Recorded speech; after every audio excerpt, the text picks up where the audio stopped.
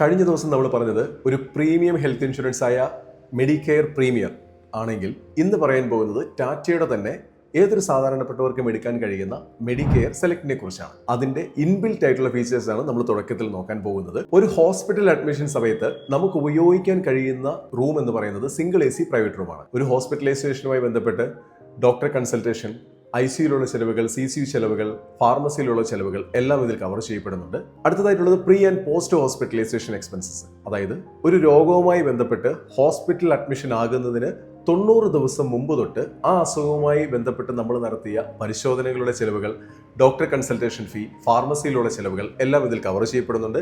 24 മണിക്കൂറിൽ കൂടുതൽ ഹോസ്പിറ്റലൈസേഷൻ ആവശ്യമില്ലാത്ത, അതായത് ഒരു ദിവസം കൊണ്ട് ട്രീറ്റ്മെന്റ് ചെയ്ത് തീർക്കുന്ന ചികിത്സാ രീതികൾ, അതൊരു ചെറിയ സർജറി ആകാം, അല്ലെങ്കിൽ ഒരു ഡയാലിസിസ് ചെയ്യുന്നതാകാം, അല്ലെങ്കിൽ എന്തെങ്കിലും മെഡിക്കേഷൻസ് കൊടുക്കാനായി ഹോസ്പിറ്റൽ അഡ്മിഷൻ നടത്തുന്നതാകാം, ഇതെല്ലാം ഇതിൽ കവർ ചെയ്യപ്പെടുന്നുണ്ട്. തിമിര ശസ്ത്രക്രിയയൊക്കെ ഇതിൽ പെടുന്നതാണ്. ഇൻഷുർ ചെയ്യപ്പെട്ട വ്യക്തിക്ക് എന്തെങ്കിലും ഒരു അവയവം സ്വീകരിക്കണമെന്നുണ്ടെങ്കിൽ ആ അവയവം കൊടുക്കുന്നയാളിന്റെ സർജറിയുമായി ബന്ധപ്പെട്ട എല്ലാ ചെലവുകളും, അവയവം സ്വീകരിക്കുന്ന ഇൻഷുർ ആയിട്ടുള്ള ആളിന്റെ ഹോസ്പിറ്റലൈസേഷനുമായി ബന്ധപ്പെട്ട എല്ലാ ചെലവുകളും ഇതിൽ കവർ ചെയ്യപ്പെടുന്നുണ്ട്.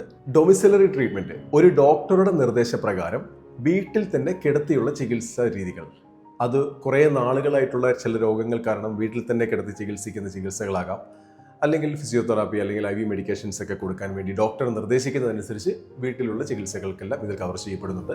24 മണിക്കൂറിൽ കൂടുതൽ ഹോസ്പിറ്റലൈസേഷൻ ആവശ്യമായി വരുന്ന ദന്തൽ ചികിത്സകൾ, എന്തെങ്കിലും അസുഖമാകാം അല്ലെങ്കിൽ ആക്സിഡന്റ് ആകാം, ഇതിൽ കവർ ചെയ്യപ്പെടുന്നുണ്ട്.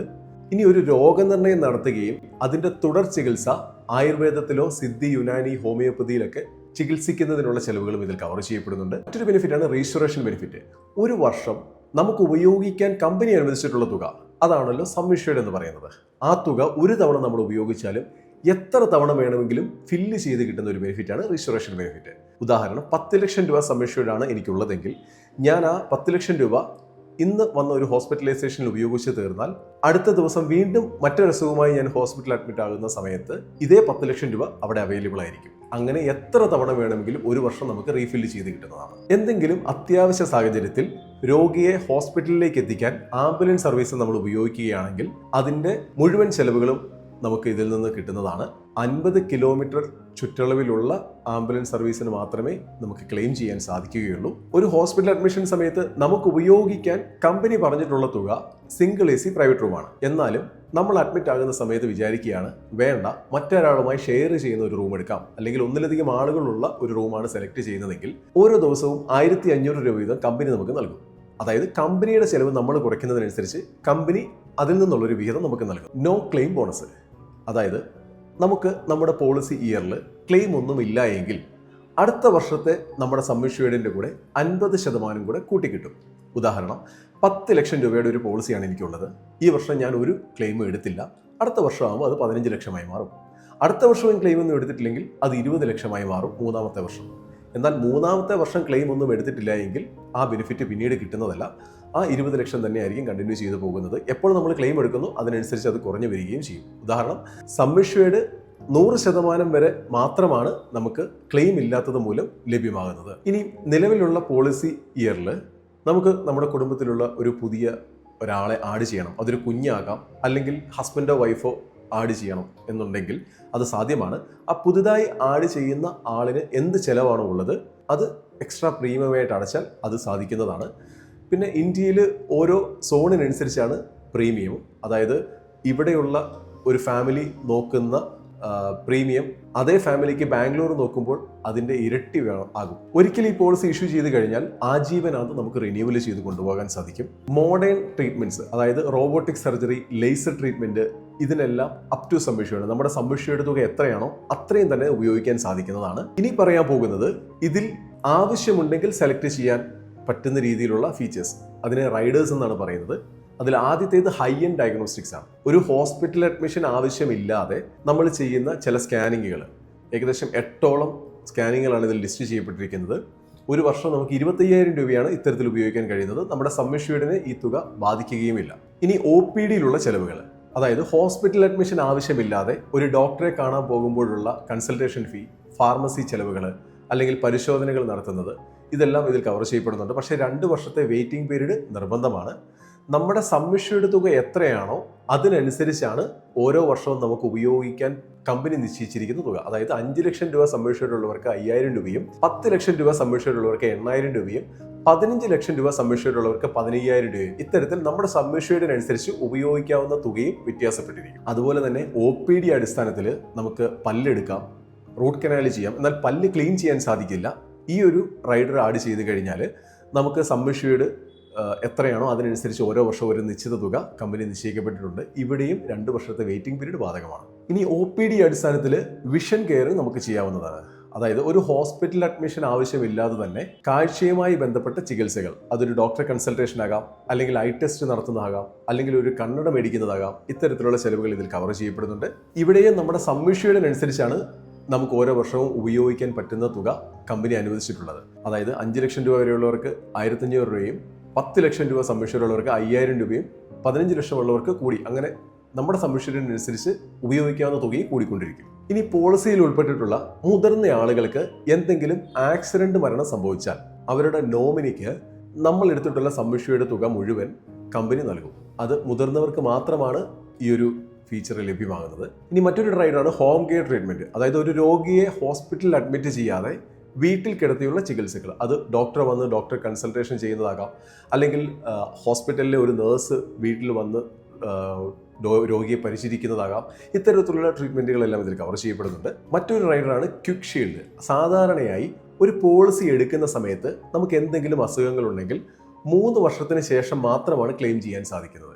എന്നാൽ ഇവരിവിടെ പറയുന്ന 4 conditions, high blood sugar, high cholesterol, high pressure, asthma, ഈ കണ്ടീഷൻസ് ഉണ്ടെങ്കിൽ ഈ ഒരു റൈഡർ ആഡ് ചെയ്താൽ 31ാം ദിവസം മുതൽ നമുക്ക് ക്ലെയിം ചെയ്യാൻ സാധിക്കുന്നതാണ്. നിർബന്ധമായും എടുക്കേണ്ട ഒരു റൈഡറാണ് കൺസ്യൂമബിൾസിന്റെ കവറേജ്. ഒരിക്കൽ ഉപയോഗിച്ച് വീണ്ടും നമുക്ക് ഉപയോഗിക്കാൻ സാധിക്കാത്ത ഡിസ്പോസിബിൾ ഐറ്റംസിനെയാണ് കൺസ്യൂമബിൾസ് എന്ന് പറയുന്നത്. ഉദാഹരണം ഓക്സിജൻ മാസ്ക്, അല്ലെങ്കിൽ നോർമൽ മാസ്കുകൾ, സിറിഞ്ചസ്, നീഡിൽസ്, ബാൻഡേജസ്, കോട്ടൺ, ഇത്തരത്തിലുള്ള എല്ലാ ചിലവുകളും 100% കവർ ചെയ്യപ്പെടുന്നുണ്ട്. ഇനി എന്തെങ്കിലും ഒരു അത്യാവശ്യ സാഹചര്യത്തിൽ എയർ ആംബുലൻസ് വേണമെങ്കിൽ നമുക്ക് ഉപയോഗിക്കാം. രോഗിയെ പെട്ടെന്ന് ഹോസ്പിറ്റലിലേക്ക് എത്തിക്കണമെന്നാണെങ്കിൽ ഓരോ വർഷവും നമുക്ക് ഓരോ പോളിസി ഇയറിലും 5 ലക്ഷം രൂപ വരെ ഉപയോഗിക്കാൻ കഴിയും. മറ്റൊരു റൈഡറാണ് മെറ്റേണിറ്റി കവർ. അതായത് ഡെലിവറിയുമായി ബന്ധപ്പെട്ട ചെലവുകൾ, അതൊരു സിസേറിയൻ ഡെലിവറി ആകാം, അതല്ലെങ്കിൽ നോർമൽ ഡെലിവറി ആകാം. 2 വർഷത്തെ വെയിറ്റിംഗ് പീരീഡ് നിർബന്ധമാണ്. നമ്മുടെ സബ്മിഷ്യേർഡ് എത്രയാണോ അതിൻ്റെ 10% ഇതിൽ ലഭ്യമാകുന്നത്. മാക്സിമം 1 ലക്ഷം രൂപ. മെറ്റേണിറ്റി കവർ ഡെലിവറിയുമായി ബന്ധപ്പെട്ട, അതൊരു നോർമൽ ഡെലിവറി ആകാം, സിസേറിയൻ ആകാം. 2 വർഷത്തെ വെയിറ്റിംഗ് പീരീഡ് നിർബന്ധമാണ്. നമ്മുടെ സബ്മിഷ്യേർഡ് എത്രയാണോ അതിൻ്റെ 10% നമുക്ക് ഉപയോഗിക്കാൻ കഴിയുന്നത്. മാക്സിമം 1 ലക്ഷം രൂപ. ഇനിയും ഡെലിവറിയുമായി ബന്ധപ്പെട്ട കോംപ്ലിക്കേഷൻസ് കവർ ചെയ്യുന്ന ഒരു റൈഡറാണ്. അതായത് ഡെലിവറി സമയത്ത് അമ്മയ്ക്കോ കുഞ്ഞിനോ എന്തെങ്കിലും കോംപ്ലിക്കേഷൻസ് ഉണ്ടായാൽ കുഞ്ഞിനെ NICUയിൽ അഡ്മിറ്റ് ചെയ്യുക, അല്ലെങ്കിൽ അമ്മയെ ICUയിൽ അഡ്മിറ്റ് ചെയ്യുക, ഇതുമായി ബന്ധപ്പെട്ട ചെലവുകൾ. ഇവിടെയും മെറ്റേണിറ്റി ബെനിഫിറ്റ് എടുത്തിട്ടുള്ളവർക്ക് മാത്രമാണ് ഈ കവറേജ് ലഭ്യമാകുന്നത്. സബ്മിഷ്യേർഡിൻ്റെ 10% ലഭിക്കുന്നത്. ഇനി ഒരു കുഞ്ഞ് ജനിച്ച് ആ കുഞ്ഞിൻ്റെ അടുത്ത 1 വർഷത്തേക്ക് ആവശ്യമായിട്ടുള്ള എല്ലാ നിർബന്ധിത വാക്സിനുകളുടെയും കവറേജ് ഇവിടെ ലഭ്യമാകുന്നുണ്ട്. ഇതും മറ്റേണിറ്റി കവർ എടുത്തിരിക്കുന്നവർക്കാണ് ലഭ്യമാകുന്നത്. ഇനി നമ്മൾ 1 വർഷം എത്ര തവണ ക്ലെയിം ഉണ്ടാക്കിയാലും ഇല്ലെങ്കിലും, ഒരു ക്ലെയിം പോലും നമ്മൾ ഉപയോഗിച്ചില്ലെങ്കിലും, എത്ര തവണ നമ്മൾ ക്ലെയിം ചെയ്താലും ഓരോ വർഷവും നമുക്ക് ഹെൽത്ത് ചെക്കപ്പ് ചെയ്യാനുള്ള ഒരു കവറേജാണ്. അതായത് കമ്പനി പറഞ്ഞിരിക്കുന്ന ഒരു നിശ്ചിത തുക നമ്മുടെ സബ്മിഷ്യേർഡിനനുസരിച്ച് 10 ലക്ഷം രൂപ വരെയുള്ളവർക്ക് 10000 രൂപ. ആനുവൽ ഹെൽത്ത് ചെക്കപ്പ് എത്ര തവണ നമ്മൾ ക്ലെയിം ചെയ്താലും, ഇനി ഒരു ക്ലെയിം പോലും ചെയ്തില്ലെങ്കിലും ഓരോ വർഷവും നമുക്ക് ഹെൽത്ത് ചെക്കപ്പ് ചെയ്യാനുള്ള ഒരു റൈഡറാണ് ഇനി പറയാൻ പോകുന്നത്. നമ്മുടെ സബ്മിഷ്യേർഡിനനുസരിച്ചാണ് ഒരു നിശ്ചിത തുക കമ്പനി പറഞ്ഞിട്ടുള്ളത്. 50 ലക്ഷം രൂപ വരെ സബ്മിഷ്യേർഡ് ഉള്ളവർക്ക് 10000 രൂപയാണ് ആനുവൽ ഹെൽത്ത് ചെക്കപ്പിനായി ഉപയോഗിക്കാൻ കഴിയുന്നത്. ഇനി എന്തെങ്കിലും ഒരു രോഗനിർണയം നടത്തി, അല്ലെങ്കിൽ ഒരു സർജറിക്ക് ഒരു ഡോക്ടർ ഒരു അഭിപ്രായം പറഞ്ഞു, നമുക്ക് മറ്റൊരു ഡോക്ടറുടെ കൂടെ അഭിപ്രായം നേടണമെന്നുണ്ടെങ്കിൽ അത് ഇന്ത്യയിലുള്ള ഒരു ഡോക്ടറാകാം, ഇനി അതല്ല മറ്റൊരു രാജ്യത്തുള്ള ഒരു ഡോക്ടറാകാം. സെക്കൻഡ് മെഡിക്കൽ ഒപ്പീനിയൻ എന്നാണ് പറയുന്നത്. ഈ ഒരു റൈഡറും ഇവിടെ ലഭ്യമാണ്. ഒരു പോളിസിയുടെ കാലയളവിൽ, അതായത് ജീവിതത്തിൽ ഒരിക്കൽ നമ്മൾ എടുത്തിട്ടുള്ള സബ്മിഷ്യേർഡിനേക്കാൾ എത്ര വലിയ തുക നമുക്ക് ക്ലെയിം വന്നാലും അത് മുഴുവൻ കമ്പനി തന്നെ അടച്ചു തീർക്കും. ഉദാഹരണം, എനിക്ക് 10 ലക്ഷം രൂപ സബ്മിഷ്യേർഡ് ഉള്ള ഒരു പോളിസി ആണെങ്കിൽ എനിക്ക് ഒരു ഹോസ്പിറ്റലൈസേഷനിൽ ഒരു 50 ലക്ഷം രൂപ ബില്ല് വന്നു എങ്കിൽ പോലും ഈ 50 ലക്ഷം രൂപയും കമ്പനി തന്നെ അടച്ചു തീർക്കും. ജീവിതത്തിൽ ഒരിക്കൽ മാത്രമാണ് ഈ ഒരു കവറേജ് ലഭ്യമാകുന്നത്. Super charge bonus. നമ്മൾ ഒരു പോളിസി വർഷം എത്ര തവണ ക്ലെയിം ചെയ്തു അല്ലെങ്കിൽ ക്ലെയിം ചെയ്തില്ല ഇതിനെയൊന്നും നോക്കാതെ ഓരോ വർഷവും 100% നമ്മുടെ സമ്മിഷേഡ് കൂടിക്കൊണ്ടേയിരിക്കും. ഉദാഹരണം 10 ലക്ഷം രൂപയാണ് എനിക്ക് ഇപ്പോൾ സമ്മിഷേഡ് ഉള്ളതെങ്കിൽ അടുത്ത വർഷം അത് 20 ആകും, അതിനടുത്ത വർഷം 30 ആകും. അങ്ങനെ 5 ലക്ഷം രൂപ വരെ സമ്മിഷേഡ് എടുത്തിരിക്കുന്നവർക്ക് 3 തവണ 100% സമ്മിഷേഡ് കൂടും. 10 ലക്ഷം രൂപ മുതൽ 100 കോടി വരെ സമ്മിഷേഡ് ഉള്ളവർക്ക് 5 തവണ സമ്മിഷേഡ് 100% കൂടിക്കൊണ്ടേയിരിക്കും. അത് ക്ലെയിമുമായി യാതൊരു ബന്ധവുമില്ല. മറ്റൊരു റൈഡറാണ് എംപവർ ഹെർ. അതായത് സ്ത്രീകൾക്ക് വേണ്ടിയിട്ടുള്ള ഒരു റൈഡറാണ്. അതായത് ഗൈനക്കോളജിയുമായി ബന്ധപ്പെട്ട സ്ക്രീനിങ്ങുകൾ, ഇനി PCODയുടെ ട്രീറ്റ്മെൻറ്റുകൾ, ക്യാൻസർ സ്ക്രീനിങ്ങുകൾ, ഇതെല്ലാം ഇതിൽ കവർ ചെയ്യപ്പെടുന്നുണ്ട്. ഇനി മെൻ്റൽ വെൽബീയിങ്ങിനുള്ള ഒരു റൈഡറാണ്. അതായത് നമുക്ക് സ്ട്രെസ് മാനേജ്മെൻറ്റ് റിലേറ്റ് ചെയ്തിട്ടുള്ള ട്രീറ്റ്മെൻറ്റുകൾ നടത്താം, കൗൺസിലിംഗ് നടത്താം, ഇനി ഡയറ്റുമായി ബന്ധപ്പെട്ട കൺസൾട്ടേഷൻസ് എടുക്കാം. ഇത്തരത്തിലുള്ള കവറേജ് ലഭ്യമാകണമെങ്കിൽ ഈ റൈഡർ എടുക്കേണ്ടതാണ്. ഇനി ഇതിൽ കോ പേയ്മെൻറ്റിൻ്റെയും ഡിഡക്റ്റബിളിൻ്റെയും ഓപ്ഷൻ ഉണ്ടോ എന്നുള്ളതാണ്. തീർച്ചയായും നമുക്ക് ആവശ്യമാണെങ്കിൽ എടുക്കാം. അതായത് കോ പേയ്മെൻറ്റ് എന്ന് പറഞ്ഞാൽ ഓരോ ഹോസ്പിറ്റൽ ബില്ലിലും ഒരു നിശ്ചിത ശതമാനം നമ്മൾ അടയ്ക്കണം, ബാക്കിയുള്ളത് കമ്പനി അടയ്ക്കും. ഉദാഹരണം 20% നമ്മൾ കോ പേയ്മെൻറ്റ് വെച്ചതെങ്കിൽ ഒരു ഹോസ്പിറ്റൽ ബില്ലുണ്ടാകുന്ന സമയത്ത് 10,000 രൂപ ബില്ല് വന്നാൽ 8,000 രൂപ കമ്പനി അടയ്ക്കും, 2,000 രൂപ നമ്മൾ അടയ്ക്കണം. അതുപോലെ ഡിഡക്റ്റബിളും അവൈലബിൾ ആണ്. ഒരു നിശ്ചിത തുകയാണ് ഇവിടെ പറയുന്നത്. 20,000 50,000 ഒക്കെ നമ്മുടെ ഇഷ്ടത്തിനനുസരിച്ച് സെലക്ട് ചെയ്യാവുന്നതാണ്. അതായത് വർഷത്തിൽ ആദ്യത്തെ ബില്ലിൽ ആ ഡിഡക്റ്റബിൾ വെച്ചിരിക്കുന്ന എമൗണ്ട് നമ്മൾ അടയ്ക്കണം, ബാക്കിയുള്ളത് മാത്രമായിരിക്കും കമ്പനി അടയ്ക്കുന്നത്. ഇനി നമ്മൾ വെച്ചിരിക്കുന്ന ഡിഡക്റ്റബിൾ ആദ്യത്തെ ഒരു ഹോസ്പിറ്റൽ ബില്ലിൽ അത്രയും വലിയൊരു തുക വന്നില്ലെങ്കിൽ അടുത്ത ഹോസ്പിറ്റൽ ബില്ലിനും കൂടെ കൂട്ടിയിട്ടുള്ള ഒരു തുക ഡിഡക്റ്റബിൾ എന്നാണോ കവറേജ് ആകുന്നത് അതിന് ശേഷമുള്ള തുക മാത്രമായിരിക്കും കമ്പനി നൽകുന്നത്. ഇനി ഈ പോളിസിയുടെ ബേസിക് ഫീച്ചേഴ്സ് ആണ് പറയാൻ പോകുന്നത്. ആർക്കൊക്കെയാണ് ഈ പോളിസി എടുക്കാൻ കഴിയുന്നത്? ഒരു കുഞ്ഞ് ജനിച്ചാൽ ആ ദിവസം മുതൽ ഏത് വയസ്സ് വരെയുള്ളവർക്കും ഈ പോളിസി എടുക്കാൻ കഴിയും. ഒരു പോളിസിയിൽ മാക്സിമം ഉൾക്കൊള്ളിക്കാൻ കഴിയുന്നത് 5 പേരെയാണ്, 3 കുഞ്ഞുങ്ങളും 2 മുതിർന്നവരും. അത് ഒരു വ്യക്തിക്ക് മാത്രമായോ ഒന്നിലധികം ആളുകൾക്ക് ഫ്ലോട്ടർ ബേസിസിലോ ഈ പോളിസി എടുക്കാൻ കഴിയും. ഇനി ഇതിൽ മൾട്ടി ഇൻഡിവിജ്വൽ കവറേജും ഉണ്ട്. അതായത് ഓരോരുത്തർക്കും ഉപയോഗിക്കാൻ കഴിയുന്ന സമ്മിഷേഡ്, ഇപ്പോൾ 5 ലക്ഷം രൂപ സമ്മിഷേഡ് ആണെങ്കിൽ ഓരോരുത്തർക്കും ഈ 5 ലക്ഷം രൂപ വീതം ഉപയോഗിക്കാൻ കഴിയുന്നതാണ്. 5 ലക്ഷം രൂപ മുതൽ 3 കോടി വരെയുള്ള സമ്മിഷേഡ് നമുക്ക് സെലക്ട് ചെയ്യാൻ സാധിക്കും. പോളിസി നമുക്ക് 1 വർഷത്തെയോ 2 വർഷത്തെയോ 3 വർഷത്തെയോ ഒരുമിച്ച് എടുക്കാൻ കഴിയുന്നതാണ്. നമ്മൾ 3 വർഷത്തെ പോളിസി ഒരുമിച്ച്, പ്രീമിയം ഒരുമിച്ചാണ് എടുക്കുന്നതെങ്കിൽ 1 വർഷത്തെയോ 2 വർഷത്തെയോ 3 വർഷത്തെയോ പ്രീമിയം നമ്മുടെ ഇഷ്ടാനുസരണം നമുക്ക് ഒരുമിച്ച് അടയ്ക്കാം. 3 വർഷം വരെയുള്ള പ്രീമിയം നമുക്ക് ഒരുമിച്ച് അടയ്ക്കാൻ കഴിയുന്നതാണ്. അങ്ങനെയാണ് നമ്മൾ അടയ്ക്കുന്നതെങ്കിൽ 2ാം വർഷത്തെ പ്രീമിയത്തിൽ 5%, 3ാം വർഷത്തെ പ്രീമിയത്തിൽ 7.5% ഡിസ്കൗണ്ട് ലഭിക്കുന്നതാണ്. ഈ പോളിസി ഇഷ്യൂ ചെയ്യാനായിട്ട് മെഡിക്കൽ ചെക്കപ്പിൻ്റെ ഒന്നും ആവശ്യമില്ല. ചില സാഹചര്യങ്ങളിൽ 60 വയസ്സിന് മുകളിലുള്ളവർക്ക് അല്ലെങ്കിൽ ഹെൽത്ത് കണ്ടീഷൻസ് മോശമാകുന്നവരിൽ മെഡിക്കൽ ചെക്കപ്പ് പറയാറുണ്ട്. ഇനി അങ്ങനെ ഒരു മെഡിക്കൽ ചെക്കപ്പ് ആവശ്യമായി വന്നാൽ പോലും അതിൻ്റെ മുഴുവൻ ചെലവുകളും കമ്പനി തന്നെയാണ് നൽകുന്നത്. ഇനി അവസാനമായി പറയാനുള്ളത് ഇതിൻ്റെ വെയിറ്റിംഗ് പീരീഡുകളെ കുറിച്ചാണ്. സാധാരണയായി നമ്മൾക്കൊരു പോളിസി ഇഷ്യൂ ആയാൽ അസുഖങ്ങളുമായി ബന്ധപ്പെട്ട ക്ലെയിമുകൾ നമുക്ക് ചെയ്യാൻ കഴിയുന്നത് 31ാം ദിവസം മുതലാണ്. എന്നാൽ ആക്സിഡൻറ്റിൻ്റെ ക്ലെയിം നമ്മൾ പോളിസി ഇഷ്യൂ ആകുന്ന അന്ന് മുതൽ ഉപയോഗിക്കാൻ കഴിയുന്നതാണ്. പോളിസി എടുക്കുന്ന സമയത്ത് നമുക്ക് എന്തെങ്കിലും അസുഖങ്ങളുണ്ടെങ്കിൽ നമ്മൾ മറ്റ് റൈഡറുകളൊന്നും ആഡ് ചെയ്തിട്ടുമില്ല എങ്കിൽ 3 വർഷത്തിന് ശേഷമാണ് അത്തരത്തിലുള്ള അസുഖങ്ങൾ ക്ലെയിം ചെയ്യാൻ സാധിക്കുന്നത്.